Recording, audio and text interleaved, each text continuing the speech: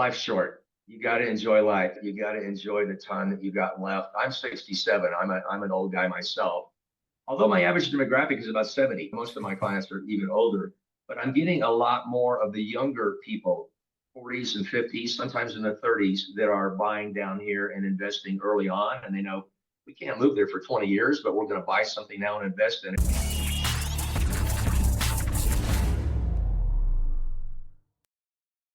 Hey everyone, welcome to another episode of the Mr. D Podcast Show. Today I have Mr. Gregory Gunter, known as the Dream Pro. He's actually a luxury real estate leader in San Miguel de Allende, Mexico. Did I say that right?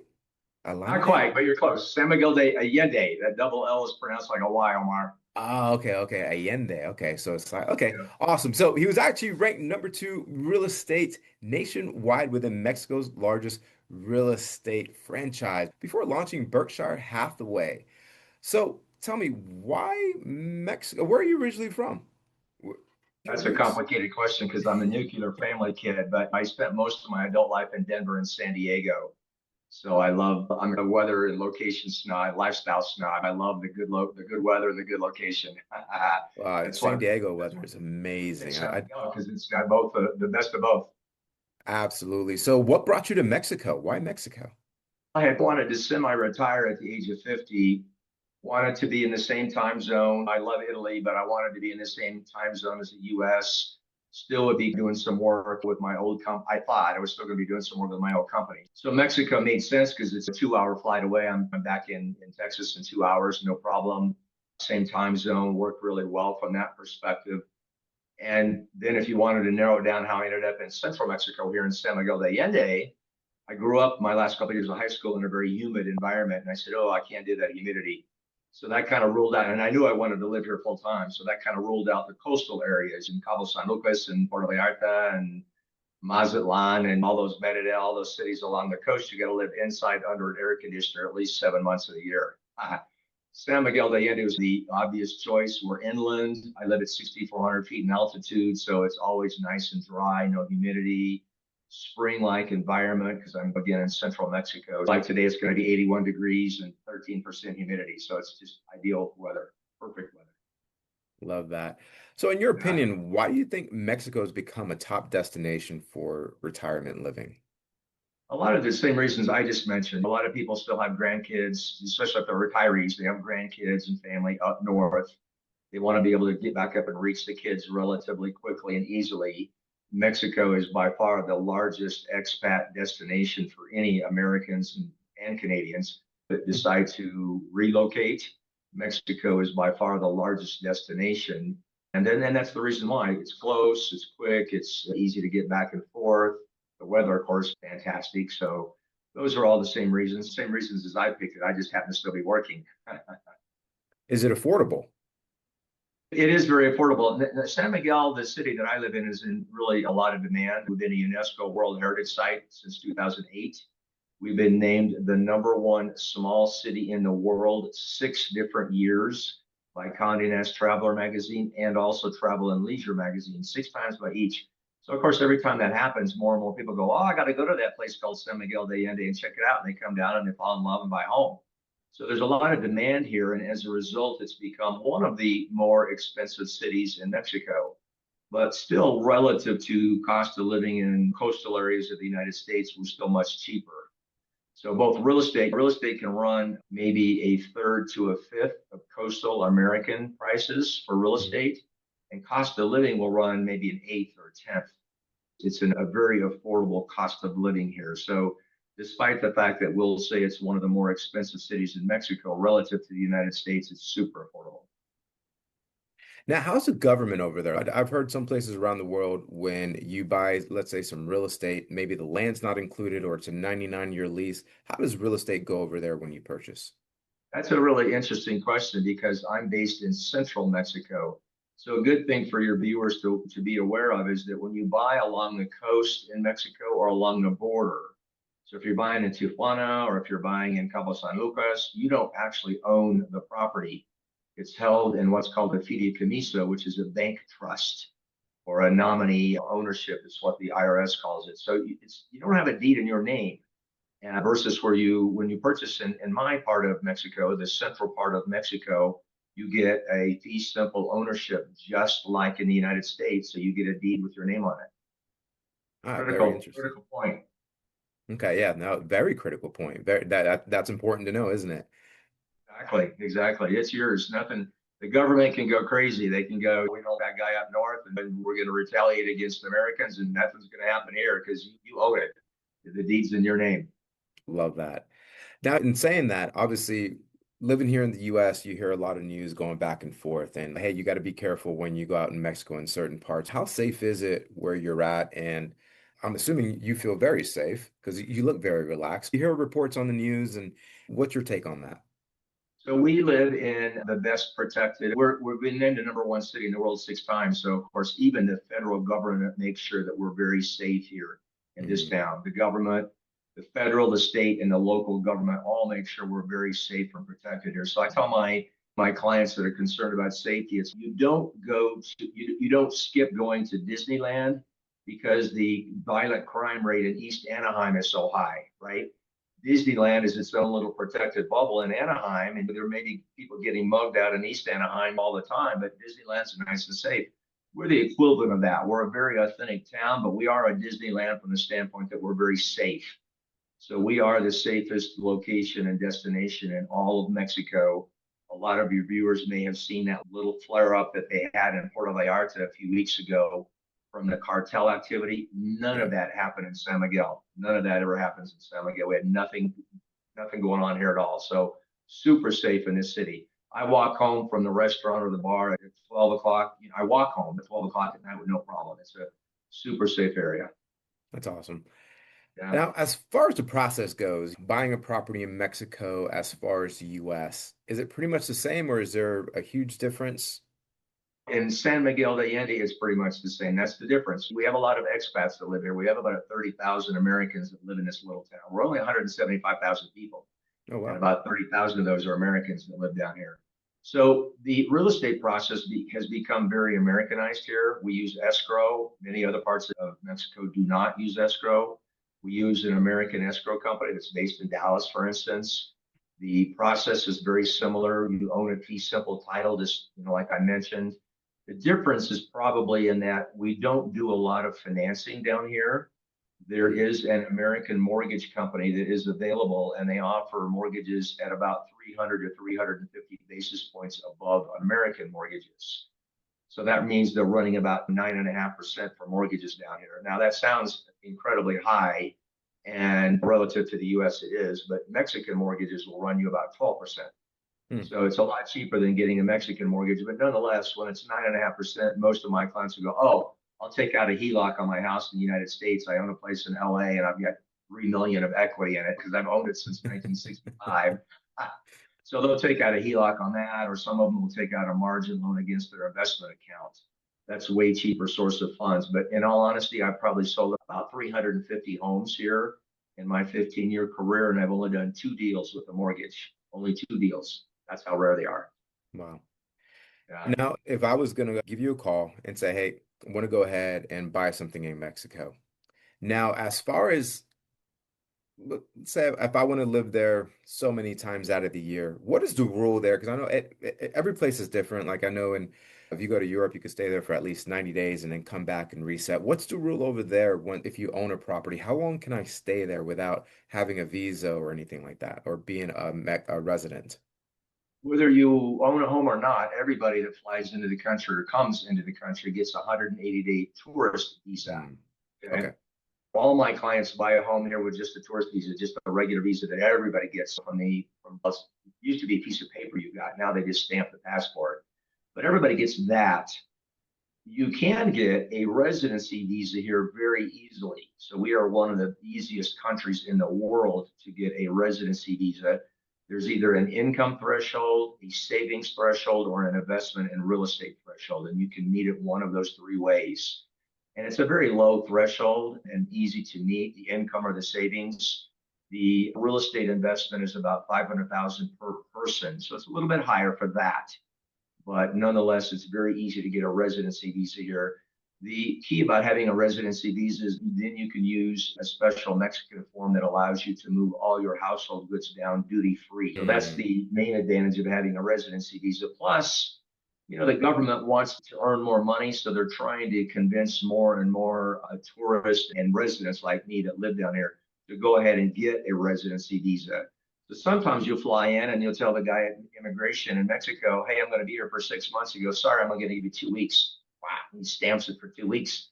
You go, "Wait a minute, I'm going to be here 6 months." So that's that much more incentive to go ahead and get a residency visa, so you don't have to worry about it, because then you can stay as long as you want. And since it's easy to get one of those, most people will go ahead and get one fairly quickly. okay, no, that makes sense. Yeah. Greg, do you have, as far as there property taxes there when you buy that house, or how do you pay into the government? You do. There are property taxes here. They're very low, Mm, especially compared to the United States. I have clients moving from New York or California that are paying 30, 40, $50,000 a year in property taxes. Down here, you can do the math on it. Your property taxes will run about $250 for every 100,000 of value.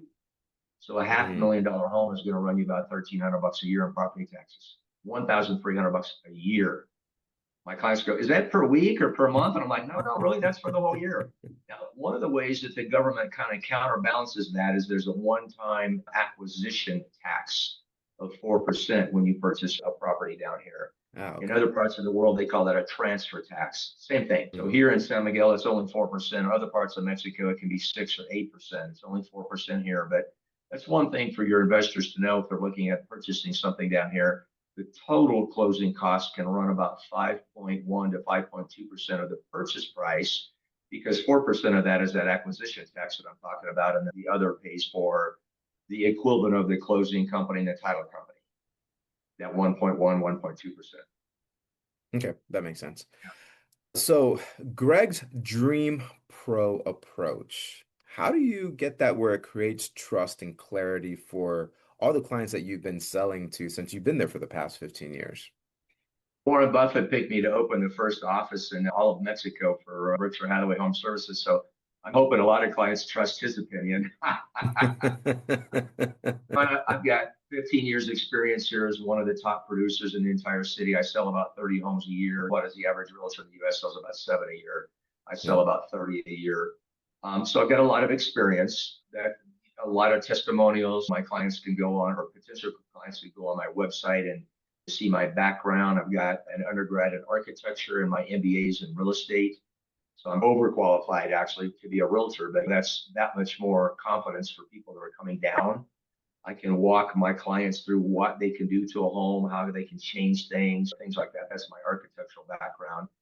My MBA is actually real estate and finance. So those clients that are looking from an investment standpoint and go, "Hey, what kind of ROI can I get on this?" I can actually give them some good numbers on that. It's really helpful to provide that. Nobody else, and none of the other realtors in town. Our little town of 175,000 people have 275 realtors. We have more realtors per capita than anywhere else in Mexico. So there's a lot of realtors that aren't qualified here, unfortunately. They'll sell one, or we sell about 350 homes a year in my little town, and there's 275 realtors.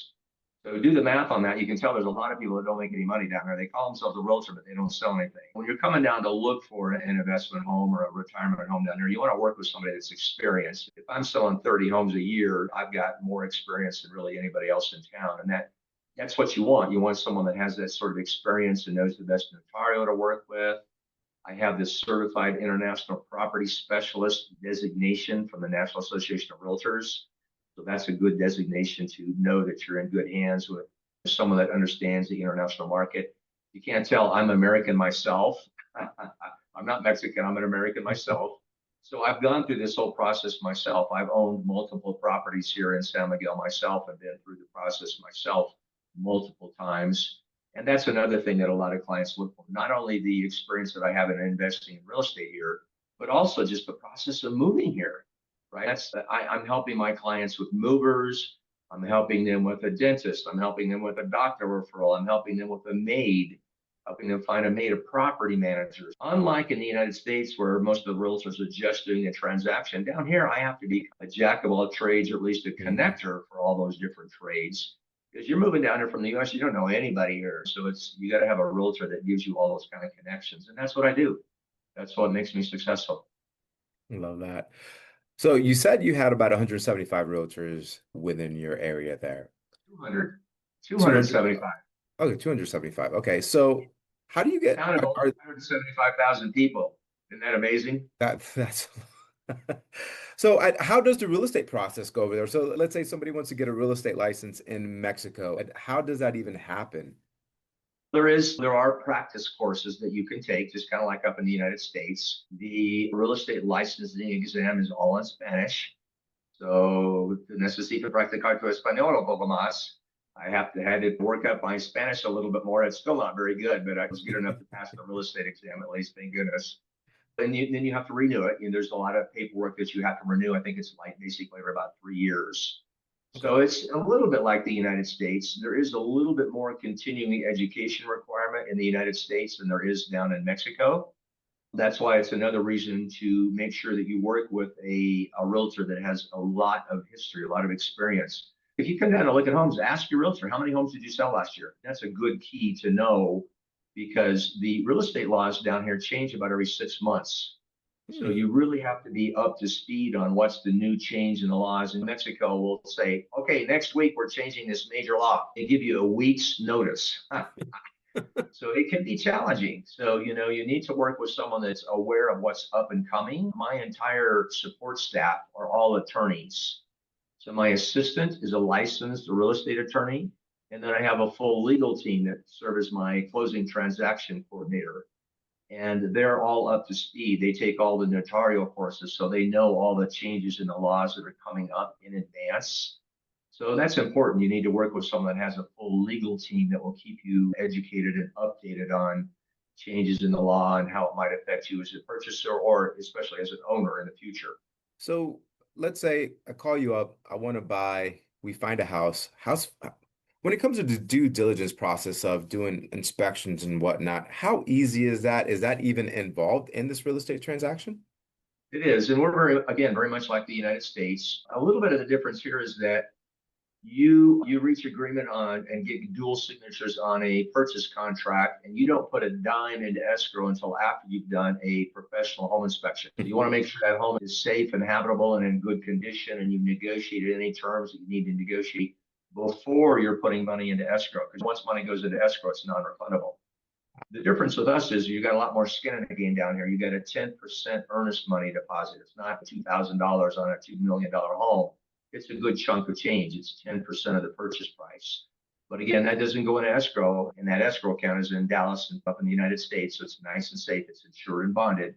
That's another thing, team. If you're coming down to look at homes, make sure you work with a realtor that works with an American escrow company that's insured and bonded. Because believe it or not, there's a lot of people that still work with escrow companies that are not insured and bonded. But once you put that money in the bank, you're not doing it until after you've completed the inspection and signed off on that inspection contingency. So there's 2 weeks until you put money in the bank. And then you got another 2 weeks typically until you close. So our typical closing time frame is only 30 days. Again, remember, there's really hardly ever any mortgages down here. So you don't have the typical appraisal process and all that paperwork that you typically go through in the United States with a mortgage. It's much simpler here, much more straightforward. So you said something interesting. You said that the escrow company that you guys hold the escrow in is in the United States. Why not in Mexico? It actually has to be co-managed by a Mexican entity. So the company that we work with is regulated by both Mexico and the United States because Hmm. the anti-money laundering laws dictate that escrow has to be managed by a Mexican entity. Our company is regulated by they have a Mexican division and an American division, but they're Hmm. primarily an American company. And the funds are going to get held in Dallas, a bank in Dallas, Texas. So it's FDIC insured and it's insured and bonded by the escrow company. There are a lot of people and a lot of big names down here that use an old escrow company that was the one that everybody used for decades down here that says right in the fine print, your funds are at risk. I'm like, oh, wow, it scares people when they read that. So that's one of the first things you want to ask a realtor is, hey, do you work with an insured and bonded escrow company? I want to know that for sure. Nah, obviously very important, very important. Okay.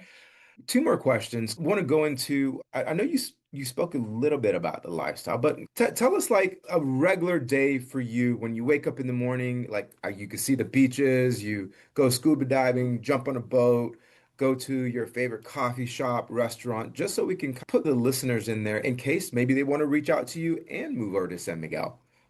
And let me clarify something, Omar. I'm going to give you a little geography lesson. I'm in the middle of the country. So a lot of people go, "Oh, Mexico, you go to the beach every day?" I'm like, I live in the equivalent of Denver. Ah, you got the mountains. I'm in the middle of the mountains. So I'm on a high desert plain in the middle of the country. The closest beach is a 5-hour drive away. So Okay. we're like Denver. We're at 60. We're actually higher than Denver. We're at 6,400 feet in altitude. But I can fly to Puerto Vallarta in an hour if I want to go to the beach. If I drive, it's 5 hours. If I fly, it's 55 minutes. It's less than an hour. It's a great lifestyle here. One of the things that I tell my clients that are really interested in a more active kind of retirement, when you go to the beach communities, the primary form of entertainment is happy hours. Is it 3 for 1 or is it only 2 for 1? And is the guitar guy up there that's the ex-hippie on stage playing the guitar, is he stoned or is he still sober? Here in San Miguel de Allende, we're an older and more educated demographic. So I tell my clients we have the largest English language, social, and cultural infrastructure of anywhere in Mexico. So you can go to the theater, you can go to the opera, you can go to the symphony, you can go to Hmm. theatrical plays, all of which are going to be in English. So on any given night, I just did a podcast with another guy. I do a regular podcast with him every month, and my podcast this month was on music venues and options in San Miguel de Allende. Any given night of the week, 7 nights of the week, you can choose from 5 or 6 or 7 different music venues alone, just for live music. From a piano bar to a rock and roll band to a classical quartet to a piano guy. There's a great piano bar here.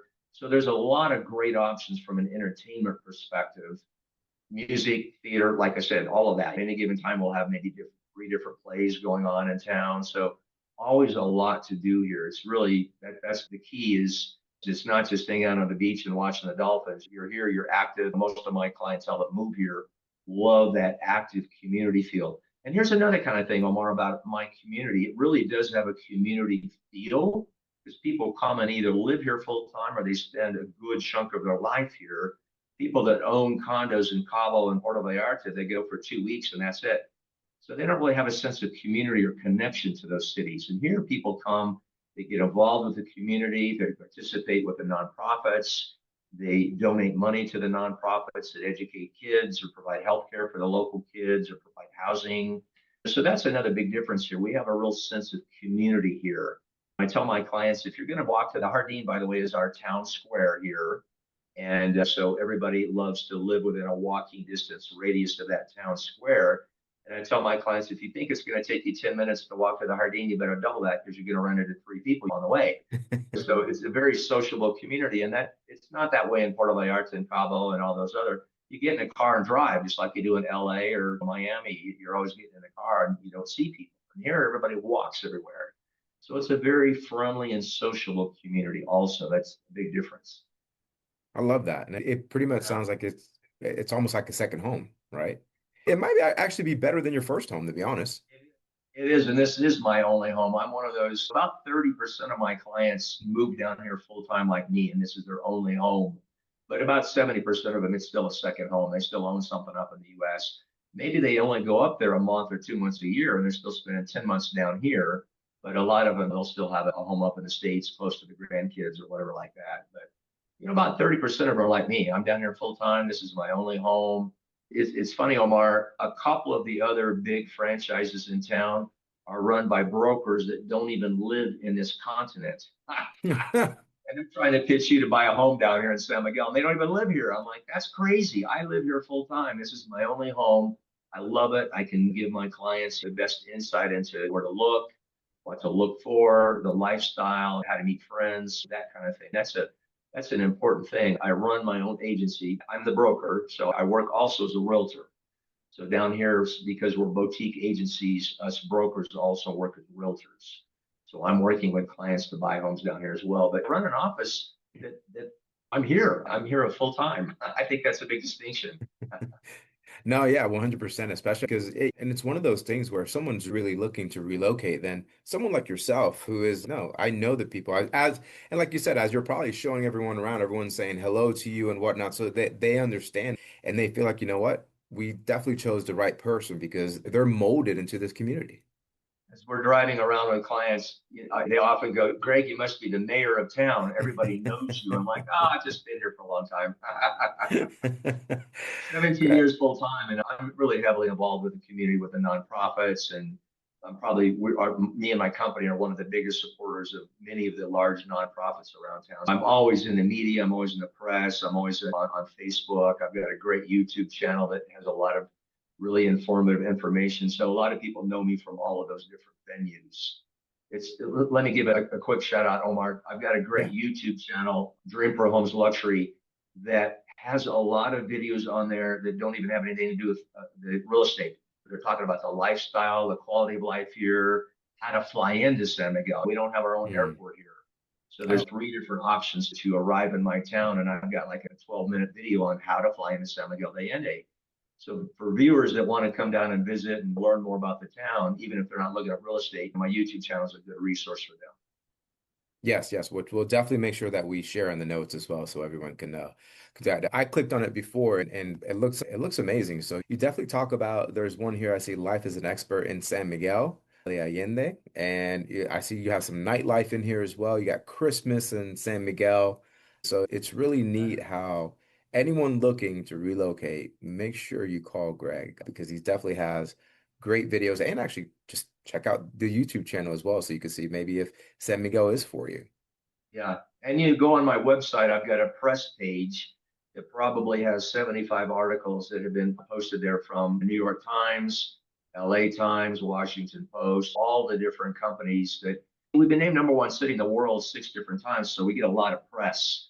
And that's the nice thing. You can look at all this third party press. It's not me. I love this city and I talk a lot of good things about it, but it's nice to hear third party people go, hey, this city is phenomenal. You can go on my press page and take a look at 60, 70, 80 articles about San Miguel de Allende and what makes it such a special place. Don't take my word for it. There's a lot of third party attributions.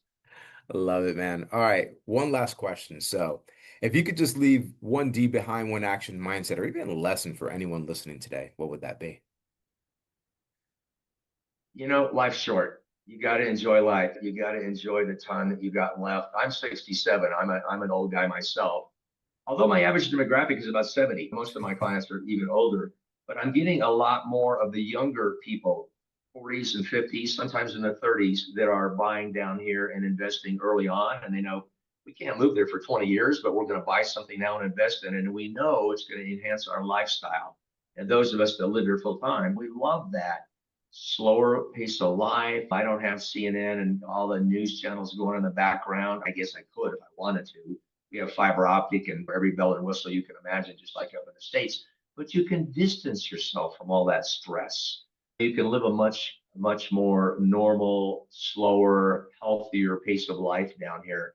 And we love that. And that's what many of my clients are looking for when they come down here. So just keep that in mind, team. Life is short. Don't wait till you're 80 to move down to Mexico and retire and enjoy it. Come down a little earlier because it's well worth it. It's going to add another 10 years to your lifespan. I love that, man. I Greg, like I like to joke with my clients. I'm 89 years old. I look pretty good for 89, right? you look amazing for 89. There you go. Greg, you know what? Thank you so much for really teaching us a lot about San Miguel. And I think it's one of those things where a lot of people hear things on the news stations and whatnot, on TV stations, and but you got little amazing towns such as like this where, listen, this is nothing like that over here. Exactly. Yeah, Pocket come in the middle of the country, completely different from the other news that you see. We all know how the news works. If it leads, it leads, as they say. That's the news motto. So they're only going to cover the nasty looking stuff. And we don't have any of that in San Miguel. We are this special little bubble in the middle of the country that's a slice of paradise. And I only say that because I've lived here 17 years. I live it every day. I know it. That's amazing. Guys, listen, if you are looking to relocate to Mexico, please make sure that you call Greg first. And also, you know what? Make sure you subscribe to his YouTube channel. We're going to have all the details and links to his website and YouTube channel on here on the notes. But Greg, thank you so much for educating me and all our listeners about relocating to Mexico and how great it could actually be. Happy to do it, Omar. It's great to be on the show, team. If anybody wants to reach out, you're going to see it in the notes below, but I'll just repeat here. You can reach out to me at greg@gregorygunter.com, or you can call my toll-free number at 877-878-4141. Great to be on the show, Omar. Appreciate it. Love it. Thank you so much. Guys, make sure you always tune in. We have a new episode comes out every Friday and subscribe. Take care. Have a blessed day. Thanks, Omar. Thank you. If this episode helped you understand real estate better, the next one takes it even further, covering everything from investing strategies to honest agent insights. Learn how to make smarter real estate decisions, whether you're a seasoned investor or just starting out.